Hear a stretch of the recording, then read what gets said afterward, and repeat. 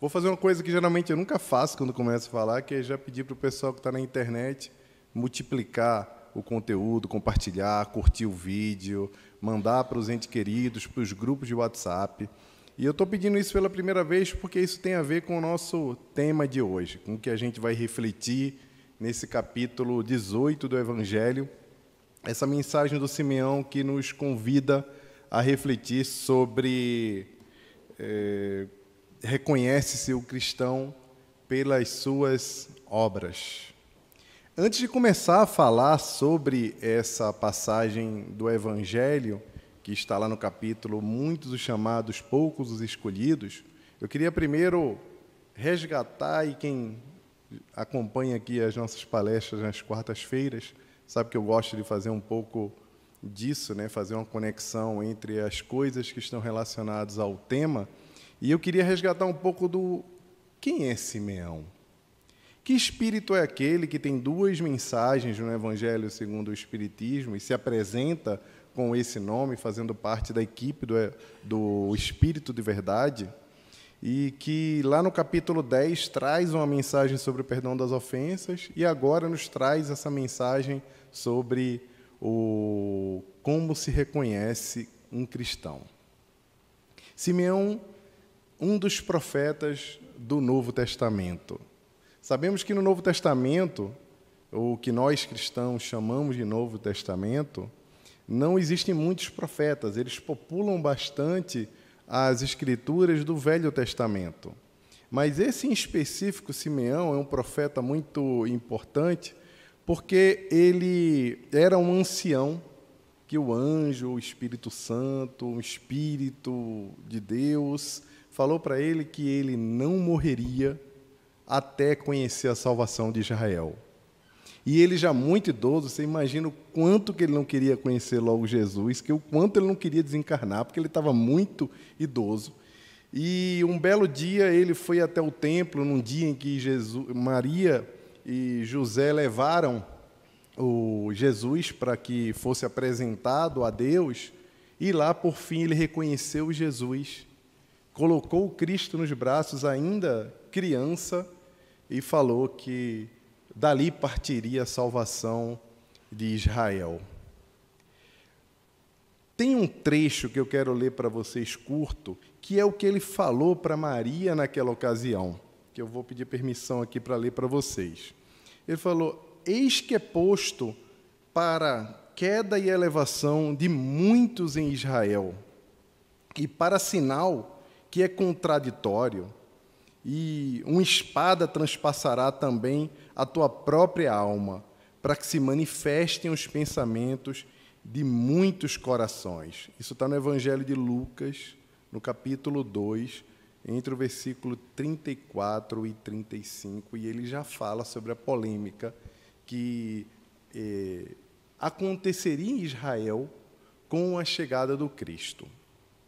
Obviamente, essa mensagem não é transposta por Kardec no Evangelho segundo o Espiritismo, mas é importante a gente entender que aquele espírito, um profeta, que estava ali para provocar e falar sobre a divisão, falar como a gente precisava entender que a partir dali existiria uma revolução, uma mudança que Israel esperava como uma mudança interpretada como espada, mas, na verdade, é uma libertação das faltas, uma libertação de uma conexão com o sagrado completamente diferente do que acontecia até então, porque o cristianismo inaugurou uma nova era de conexão com o sagrado, que ia um pouco em linha com o que aquela comunidade ali desejava que acontecesse, que era uma crença que conectasse o homem com a divindade, por meio da oração, do louvor, das adorações, mas que também trouxesse a particularidade da dinâmica da caridade, a dinâmica do fazer o bem, a dinâmica de provocar obras,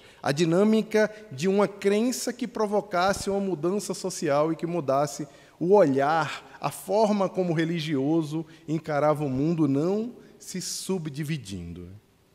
Mas uma pergunta, quando eu peguei esse capítulo, aquelas perguntas, Regis, que vêm na minha cabeça quando eu estou lendo o Evangelho, que às vezes eu acho que eu sou louco, mas a primeira pergunta que eu fiz quando eu li reconhece o cristão através da sua obra ou por suas obras, a primeira pergunta que veio à minha cabeça é: para que eu quero reconhecer um cristão? Não sei se quando vocês fizeram o Evangelho no Lar, que por sinal foi o tema da palestra de ontem aqui que o Regis proferiu, que eu assisti online, que foi muito bacana, muito boa, sempre bom ouvir falar no Evangelho no Lar. Quando esse tema caiu ali no Evangelho no Lar para vocês não pararam para pensar por que eu quero reconhecer um outro cristão? Qual a utilidade de reconhecer um outro cristão? Para que eu quero saber que um cristão é reconhecido por meio das suas obras e o que aquilo tem a ver comigo? Afinal de contas, o processo moral, o processo de elevação espiritual ou de aprendizado moral é um processo única e exclusivamente individual. Existe uma diferença entre a moral e o moralismo. A moral ela é sempre observada na primeira pessoa, nunca na segunda pessoa. Toda vez que nós estamos observando alguém ou alguma outra pessoa, estamos avaliando moral, como se estivéssemos transformando a vida das pessoas num processo de uberização do comportamento, que nós estamos o tempo todo dando 5 estrelinhas ou 4 estrelinhas, olhando para a vizinha e dizendo: essa vizinha aí é 3 estrelinhas imoral, né? Ela não vale nada. E quando faz alguma coisa terrível, a gente dá lá 1 estrelinha e espera que as outras pessoas também avaliem daquela forma. A moral ela não funciona para observar o outro e para encarar o outro. Então, de forma que, quando nós falamos que reconhece um cristão pelas suas obras, ou a variação disso que está na mensagem do Simeão, reconhece-se uma árvore pelos seus frutos, automaticamente a gente só chega a uma única conclusão, de que o reconhecimento do cristão pelas suas obras é um autorreconhecimento. E o cristão que é observado para receber as 5 estrelinhas, 1 estrelinha, 3 estrelinhas, é você mesmo que está se observando no espelho. Ou seja, o reconhecimento do cristão pelas suas obras é um autorreconhecimento e uma forma de balizar o quanto nós somos cristãos. E é curioso que a gente vê em toda parte, em especial de pessoas que abraçaram religiões que são religiões que têm rituais como o batismo, a gente vê o quanto as pessoas se apressam para batizar as crianças, né? Eu tenho uma filha de 1 ano e eu fico meio constrangido quando eu vejo todo mundo perguntando se eu não vou batizá-la. Como se eu tivesse uma outra religião, ou tivesse que, de alguma forma, mostrar ou apresentar a Deus a minha filha por meio de uma outra religião ou de uma outra crença.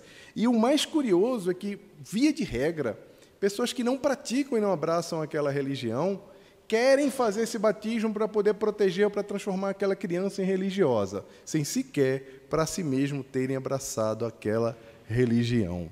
É como se Deus funcionasse como Deus pessoal, o Deus que vai garantir que a proteção divina vai acontecer sobre aquele ente amado, mais amado do mundo, que é o nosso filho. Ou seja, nesse momento, eu abraço a religião e os sacramentos, mas em outros momentos, são momentos que não me interessa, eu não abraço as religiões. Eu lembro que eu trabalhava numa empresa uma vez, e uma pessoa que respondia para mim, a gerente de marketing, foi na minha sala assim, muito furiosa. Ela estava muito zangada com uma senhora que trabalhava na empresa, que era uma gerente comercial, uma pessoa que estava há muito tempo na empresa, e a gerente entrou na minha sala assim, quase aos gritos, chamando aquela mulher uma bruxa. Como é que pode essa mulher ainda estar dentro dessa empresa? Ela fica falando de todo mundo, ela acabou de inventar uma mentira para mim, para não sei quem. Isso causou um constrangimento muito grande para mim. Eu queria que você tomasse uma providência. E sabe o que é mais absurdo, Jaime? É que na sala dela tem um retrato de Jesus lindo, gigante. Vê se pode uma pessoa dessa ter a ousadia de ter uma foto do Cristo dentro da sua sala de trabalho. Eu fui ficando pequeno na cadeira quando ela estava falando isso. Eu não sabia exatamente o que eu ia responder na hora, mas automaticamente eu olhei sorridente e falei assim: Diana, você já pensou se ela não tivesse essa foto de Jesus na sala? O que ela não seria capaz de fazer? A gente, às vezes, olha para as pessoas, observa a religiosidade delas e avalia, e não tem dimensão do quanto essa própria religiosidade, que às vezes é capenga, que às vezes é mal avaliada por nós, tem um impacto para que aquela pessoa não fosse a bruxa das bruxas, e não apenas uma bruxa. E eu lembro bem desse momento, porque, de fato, toda vez que eu passava pela frente da sala, eu via aquele Jesus olhando para mim, eu dizia, danado mesmo aquilo, né? E eu ficava pensativo. E isso acontece muito semelhante com na nossa vida, em especial quando nós começamos a abraçar alguma tarefa na casa espírita, ou nós começamos a ler mais o Evangelho, a ficarmos um pouco mais reservados, ou temos uma mudança de comportamento a partir do trabalho, do engajamento dentro da casa espírita, e dentro de casa os teus amigos começam a estranhar isso. Eu não sei se já aconteceu com vocês, os pacientes que estão aqui, mas já aconteceu comigo, quando eu tinha lá uns 16, 17 anos, eu nem lembro, tem muitos anos. Uma tia chegou assim para mim e falei, estou sabendo que você é passista lá no centro agora, no Bezerra de Menezes. Eu falei, tia, fiz o curso lá, virei passista. Deus me livre de tomar um passe com você. Esse povo está louco de botar você para tomar um passe. Eu vou lá para dizer que você não pode dar passe em ninguém. E eu olhava assim, eu me sentia constrangido. Eu me sentia realmente, será que eu tenho que dar passe? Aí, naquele dia, eu dobrava o tipo de cuidado que eu tinha que ter para poder estar preparado, para poder doar o meu melhor para as pessoas. E eu fiquei traumatizado, eu fiquei pensando sobre isso, se eu devia continuar ou não. E aí, hoje, já na maturidade, ou já depois de um tempo, eu começo a pensar e refletir o quanto as pessoas cobram a nossa perfeição por sermos cristãos, por termos abraçado uma proposta de melhoria para a nossa vida. E o mais importante ainda é que as pessoas esperam que, de alguma forma, você se santifique para você começar a servir. E é servindo que você se santifica, não o contrário. Então, o desserviço que a minha tia fez para aquele jovem lá que estava tentando começar o trabalho junto à casa espírita é feito o tempo todo. Tem uma frase no meu livro que eu falo o tempo inteiro, que é: esteja preparado para perder amigos quando for cuidar da sua espiritualidade e da sua saúde mental. Esteja preparado para perder amigos quando for cuidar da sua espiritualidade e da sua saúde mental. As pessoas vão estranhar. Elas não reconhecem você com o teu potencial de homem melhorado, que é tão citado por Emmanuel lá no capítulo Profissão, Regis, do livro Pensamento e Vida, o homem que quer se transformar e quer se potencializar em instrumento da espiritualidade por meio do seu processo de cocriação junto ao sagrado e junto aos espíritos superiores, porque se espera que você falhe, se espera que você continue quem você é, se espera que você que está cuidando da tua espiritualidade abandone aquilo para continuar com o velho homem, com o velho eu, fazendo as coisas que você fazia para poder você continuar fazendo parte daquela turma, daquela coisa. Só que tem um engano, aquele engano que eu sempre falo aqui para vocês, é que toda vez que nós olhamos os ensinamentos que acontecem no Evangelho, ou as reflexões que nós temos por alguma razão, nós sempre observamos o mundo físico. Nós acreditamos que quem tem inveja da gente são só os vizinhos materiais. Nós acreditamos que quem está torcendo contra a gente são só os colegas de trabalho encarnados. Vocês não sabem, mas vocês têm colega de trabalho desencarnados também. Tem gente atrapalhando a casa. Quem trabalha com livro espírita sabe o quanto tem gente lá atrapalhando para que um livro saia, principalmente quando o livro tem um caráter renovador e transformador para a humanidade. Tem gente trabalhando. As trevas trabalham incessantemente. E esses amigos que nós perdemos, que não são só os encarnados, são os desencarnados, eles também torcem para que nós não façamos a nossa redenção. Ele também torce para que a nossa obra, o nosso cristão, que vai se expressar para o mundo, e principalmente para o mundo que é observado pelo nosso espelho, falhe. Por alguma razão, a gente lê o nosso lar, viu o filme, ouviu o podcast, ouviu a música, leu o texto, leu Missionários da Luz, leu Mensageiros, leu Obreiros da Vida Eterna, leu a coleção inteira, estudou o código divino, o código da justiça divina do mundo, né, espiritual, esqueci até qual é o capítulo 3 do Céu e Inferno, Código Penal da Vida Futura, perdão. Leu tudo aquilo, mas na hora de observar os fenômenos que acontecem na nossa vida, nós esquecemos tudo isso. Nós acreditamos que são só os encarnados que influenciam a nossa vida. Então, os amigos desencarnados também são perdidos no processo da evangelização e da transformação e da reforma íntima. E esses aí são os que vão incomodar pra caramba, porque uma outra coisa que a gente esquece, que está lá no livro Libertação, de André Luiz, é que, por incrível que pareça, quando nós decidimos fazer esse processo de transformação, nós atraímos muita atenção. Infelizmente, as atenções não são só as positivas, não são só de apoio. E aí, uma vez, alguém me perguntou, mas olha só, aquela pessoa ali, olha a vida dela, não faz nada, só quer ficar em farra. Eu perguntei se fazia uma prece para dormir, não faz. Fala, não, o que é isso? Esqueço sobre tudo isso. Não tem conexão nenhuma com a vida espiritual e parece que tudo dá certo na vida dessa pessoa. Até mais seguidor que eu tenho na rede social. Como é que pode? E aí, gente, lá em Libertação, o irmão Gúbio esclarece para André Luiz que quando você decide fazer esse processo de renovação, a tua reforma, os espíritos das trevas se empenham também para que você fracasse. E eles não se empenham para quem está lá do outro lado, para quem, na teoria, está apático a tudo isso, por razões óbvias. Eu acho que eu detonei aqui, né? Não melhorou. Por razões óbvias. Por que eles vão se ocupar de quem já está do lado de lá? Eles vão se ocupar da gente que está tentando resgatar. Essa é uma reflexão que eu queria provocar aqui para vocês, para a gente falar nessa reforma e o quanto a gente se observa como cristão. Quando Simeão nos provoca a observar que árvore é essa, que é a árvore que produz bons frutos, reconhece o cristão pelas suas obras, reconhece essa árvore pelos bons frutos. De que árvore ele está falando nesse capítulo? Ele está falando da árvore nós?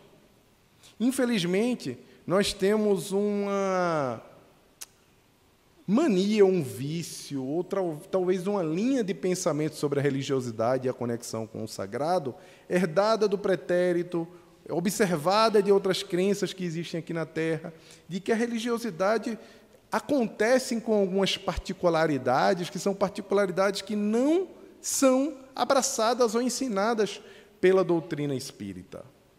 A árvore a qual Simeão se expressa e ele fala nessa mensagem é a árvore cristianismo. É a árvore da vida. Ele fala que os frutos dessa árvore são 3: a vida, a fé e a esperança. No capítulo seguinte, o Espírito José, no capítulo 19, nos explica que a fé é a mãe da esperança e da caridade. Da mesma forma, quando a gente joga para a mensagem do Simeão, que diz que o cristianismo tem 3 frutos, que é o fruto da vida, o fruto da fé e o fruto da esperança, e ele nos convoca a levar esses frutos para toda a humanidade. Ele diz que para nós pararmos de amontoar, ou de ignorar, ou de não fazer nada, para que esses frutos não sejam propagados pela humanidade.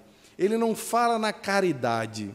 Ali, em específico, ele não fala que as nossas obras serão as obras de caridade. Ele não fala que as nossas obras serão aquilo que nós vamos fazer pelas pessoas que estão necessitadas, pelas pessoas que precisam de recurso financeiro, porque, senão, o que seriam das sociedades que, sociedades muito iguais, onde não existe a fome, onde não existe a miséria social, as pessoas estariam condenadas a não frutificar junto à árvore do Evangelho.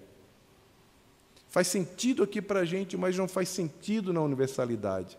Como a mensagem de Simeão é a mensagem do Espiritismo, é uma mensagem universal, ele nos provoca a entender que nós deveríamos levar adiante, fazer frutificar a mensagem da vida eterna, da água viva que Jesus deu à mulher samaritana, da vida que nós precisamos falar a respeito para que as pessoas tenham esperança e tenham fé.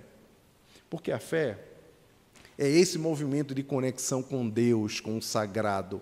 Esse movimento que faz com que o nosso coração se encha de gratidão e de percepção de que nós somos minúsculos diante do mundo, mas ao mesmo tempo singular. A fé é o que proporciona nós enxergarmos o mundo dessa forma particular, entendendo que fazemos parte de uma coisa muito maior, que está relacionada a essa vida, que é a vida eterna, e a esperança das esperanças e consolações, que são as esperanças que o Consolador prometido por Jesus, o Espiritismo, nos vem mostrar do quanto as coisas que acontecem no mundo têm uma razão, têm um porquê. Mas a forma como nós entendemos a religiosidade, nós observamos, é um pouco desvirtuada. E para a religiosidade, a observação da religiosidade fica numa prática muito metódica e, digamos, mercadológica, como você tem obrigações para com Deus, você tem obrigações para com a espiritualidade, e você recebe de volta de Deus, você recebe de volta da espiritualidade o quê? Bênçãos. Então você será o tanto mais abençoado a partir do tanto mais que você entrega para aquele Deus, em qualquer crença. Como nós temos um problema muito grande em cumprir as nossas obrigações, nós ainda somos o cristão que se olha no espelho e que não vê nada, mas que fica olhando para os vizinhos e dando notinha sobre a cristandade de cada um, das fotos, da forma como as pessoas professam a própria fé. Nós encontramos outras formas de nos conectar com Cristo, ou com as obrigações, é fazendo sacrifícios. Tem pessoas ou crenças que as pessoas se cortam, se amarram, usam, imagina um Deus que sente prazer, um Deus, olha só essa chuva. Vocês viram a lua de 2 semanas atrás, como estava linda e enorme? Imagina um Deus que faz aquela lua interessado, porque o Luiz está 1 mês sem comer chocolate, vai ficar 1 ano sem comer chocolate. Imagina um Deus que criou o sol, interessado se o Corinthians vai bater um pênalti, vai errar ou se vai acertar. Imagina um Deus que fez tudo o que existe, interessado que você vai ou não vai andar de joelhos pelas ruas em sacrifício a Ele. Essa forma de sacrifícios propostas para mostrar que nós somos cristãos e nós temos obras, inclusive a da caridade em algumas instituições, porque tem pessoas que fazem a caridade, vão para o Hospital do Câncer, vão para vários lugares, mas na vida real, dentro do trabalho, em casa, na vizinhança, com a família, são pessoas que estão o tempo todo desequilibrando o ambiente familiar, não trazendo paz, não trazendo bom ânimo, não cooperando, estando ausente do seio familiar, inclusive para fazer essas tarefas. Me parece que o nosso Deus, esse Deus lá que foi falado em Israel e que Jesus falou sobre ele, esse Deus misericórdia que nós falamos no mês passado, não é um Deus que vai se interessar pelo chocolate, pelo pênalti, ou por nós estarmos ausentes de casa. A moral proposta pelo Espiritismo, a virtude proposta pelo Espiritismo, não tem nada a ver com personagens. O Espiritismo não tem uma moral para personagens, para representações. O Espiritismo tem uma moral para pessoas. E as pessoas individualizadas precisam compreender que na própria jornada de construção das suas virtudes, essa jornada individual, o retorno, as bênçãos, a fluidez da vida, o poder que vai emanar de Deus para as nossas realizações, ele não se dá por conta de sacrifícios ou por conta de alguma obrigação que nós temos com Deus. Deus não precisa das nossas obrigações. É da lei. Quanto mais nos conectarmos com a lei, quanto mais na nossa casa mental, que é subdividida em 5 gabinetes, como diz Emmanuel no 2º capítulo do Pensamento e Vida, que é a imaginação, a inteligência, o desejo, a memória e a vontade. Todos esses outros gabinetes são comandados pelo último, que é a vontade, e quando a vontade do Espírito está alinhada com a vontade divina, o reflexo da vida é esse potencial de bênçãos. Nós somos co-criadores da nossa felicidade. Deus não amaldiçoa nem castiga. Esse Deus que ficou lá no imaginário do Velho Testamento, de alguns livros que precisavam ser duros e trazer essa mensagem, não é o Deus que é professado pela doutrina espírita. A reforma íntima, a cristandade proposta pela doutrina espírita, é uma cristandade desenvolvida por meio dos valores morais. Valores morais que são construídos individualmente, que são imitações do amor. Ser generoso, ser humilde, usar a justiça. Todos os valores morais e virtudes nada mais são do que uma imitação do amor. Porque quando você ama, as virtudes nem sequer são mais uma questão, porque a ausência dela ou a presença dela, como foi o caso do Cristo, Cristo não era generoso, ele amava. Cristo não era justo, ele amava. O Cristo não praticava nenhum tipo de ação que era uma ação direcionada por alguma virtude moral. Ele simplesmente era a expressão da lei de amor. Virtude é aquilo que nós desenvolvemos e que não é mais submetido à lei ou à observação dos outros. No 2º livro da República de Platão tem um mito chamado Anel de Giges. Giges era um camponês, um pastor. Um belo dia de um chuvoso como esse, um trovão, abriu uma frecha no chão e lá dentro dessa frecha ele encontrou um gigante que tinha um anel. Ele pegou aquele anel, se apossou e descobriu junto aos seus colegas de que aquele anel era o anel da invisibilidade. E a partir dali, com aquele anel da invisibilidade, ele podia fazer qualquer coisa. E óbvio que ele decidiu ir para o palácio, seduzir a rainha, matar o rei e virar o governante. A provocação de Platão na República, no seu 2º livro da República, era nos fazer pensar sobre os meios, e os meios justificam os fins, mas principalmente nos dá uma lição de que o que é moral? O que é virtude? A moral é aquilo que você conquistou, a virtude é aquilo que você conquistou, que você já faz se as pessoas estão observando ou não, se aquilo vai provocar algum tipo de problema para você ou não. Trazendo isso para a nossa lição de hoje, para concluir, toda vez que nós fazemos o bem, ou nós abraçamos a nossa religiosidade, ou fazemos a caridade, ou buscamos algum tipo de conexão com as virtudes morais, simplesmente porque nós temos medo de ir para um umbral, ou de sermos penalizados, quer dizer que essa virtude ainda não é uma verdade em nós. O medo de ser punido, o medo da religiosidade, não é o objeto de transformação da reforma íntima espírita.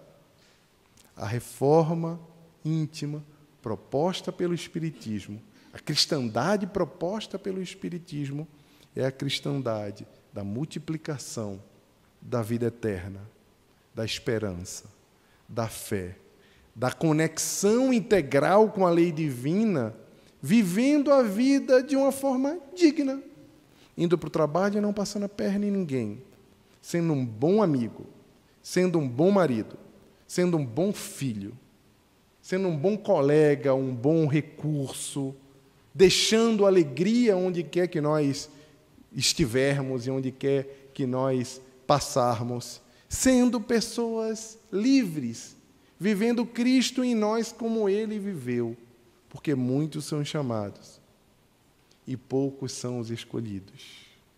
Na série Chosen, fala um pouco sobre os escolhidos. Quem não assistiu deve assistir, que é muito interessante. Quando Jesus escolheu Zaqueu e escolheu Mateus como apóstolo, ele escolheu 2 publicanos não pelas suas obras de caridade ou pelo seu serviço prestado à comunidade. Ele escolheu pela vontade de mudança, pela semente que existia de transformação daqueles que se transformaram em obreiros e que foram capazes de multiplicar e registrar a sua obra. Que sejamos esses escolhidos, porque seremos chamados, mas os escolhidos é uma decisão de cada um. Quem quiser assistir novamente essa palestra, vai lá no canal da Casa do Caminho, que tem muito conteúdo hoje. Eu estava falando para o pessoal lá antes, no nosso momento pré-reunião. Quem quiser assistir outros conteúdos também, vai lá. Multiplica, passa, semeia a árvore do Cristo. Passa adiante. Nós já estaremos fazendo um grande serviço pelo bem da humanidade com tanta coisa ruim que vem circulando por aí. Então, que Jesus abençoe a todos vocês e até o próximo mês. Segunda semana, eu acho, do próximo mês, a gente se encontra novamente. Muita paz, pessoal.